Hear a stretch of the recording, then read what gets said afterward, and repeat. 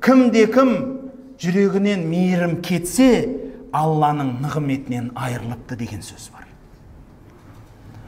Пайғамбарымыз саллаллаху алейхи вассалам да, оның соңынан ерген сахабалар да мейірім қылмайтын адамға ешқашан басшылық бермейтін. Және пайғамбарымыз саллаллаху алейхи вассалам бір күні баласы қайтыс болады, Ибрахим деген күңнен. Соны кейбір адамдар жырдастан қылып айтады ғой, баласы 6-ға толған кезде, дейма 10-ға толған кезде деп тұрып бір керемет суреттейді. Ойбай, жанын алайын деп атырым десе, сен алма дейді, ал дейді, енді керемет рөл ойнайды. Бұл әңгіменің барлығы жалған.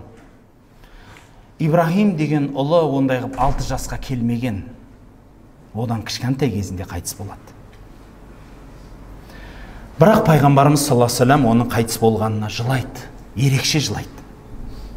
Сонда Омар ол кісінің көзінен ондай жасты көп көрмеген, пайғамбарымыздан сұрайды: я Расулалла, мына көзіңіздағы жас қалай дегенде, бұл Алланың берген мейірімі дейді.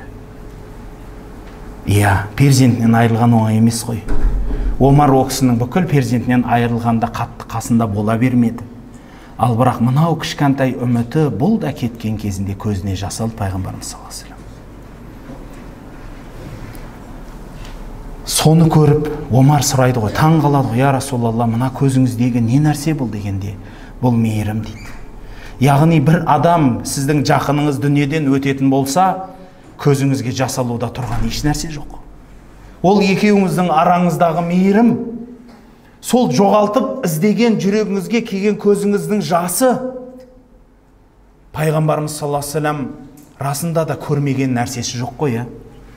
Әкеден де айырылды, анадан да айырылды, атадан да айырылды, өзінің жақсы көретін әйелінен де айырылды, ұл қыз перзенттерінің барлығынан айырылды. Көзі тірісінде бір-ақ қызы қалды, Фатима.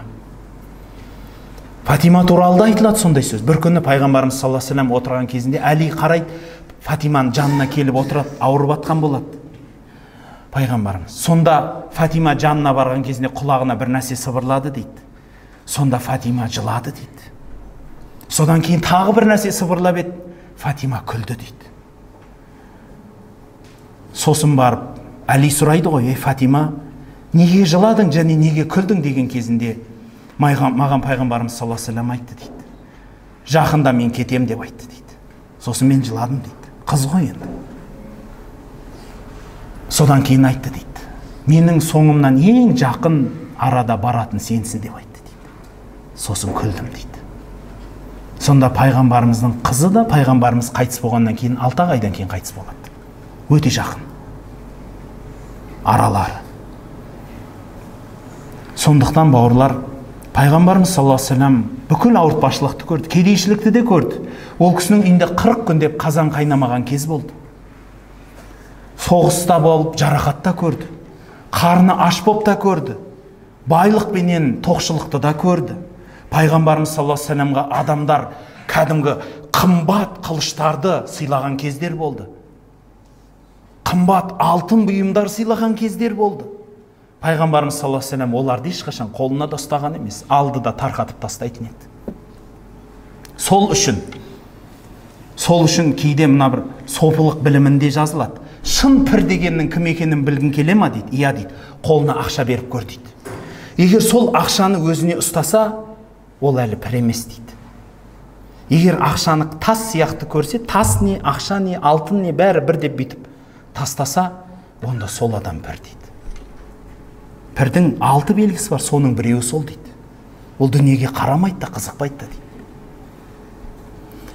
Сондықтан бұл пайғамбарымыз саллаллаху алейхи вассаламның жолы. Пайғамбарымыз саллаллаху алейхи вассалам қолында дүние болды. Мықты ақ түйесі бар еді. Мықты берен сауыты бар еді. Байлық та болды о кісіде. Құрбандыққа пайғамбарымыз саллаллаху алейхи вассалам түйе сойған кездер болды. Ал бір кездер болды, пайғамбарымыз саллаллаху алейхи вассалам үйіне қонақ келген кезінде бүкіл әйелінен сұратады.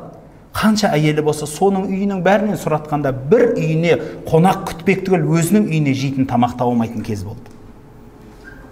Қонақ күтпек түгіл. Сондықтан бауырлар, мен ашпын, мен тоқпын, мен асып кеттім, мен тасып кеттім емес. Барлық уақытта бір қалыпты болыңыз. Лажы барынша сабырлы, қанағатты болыңыз. Байлыққа да сабыр етіңіз, кедейлікке сабыр еткендей. Тоқшылыққа да сабыр етіңіз, жоқшылыққа сабыр еткендей. Екеуіне бірдей сабырлық керек, екеуіне бірдей ұстамдылық керек.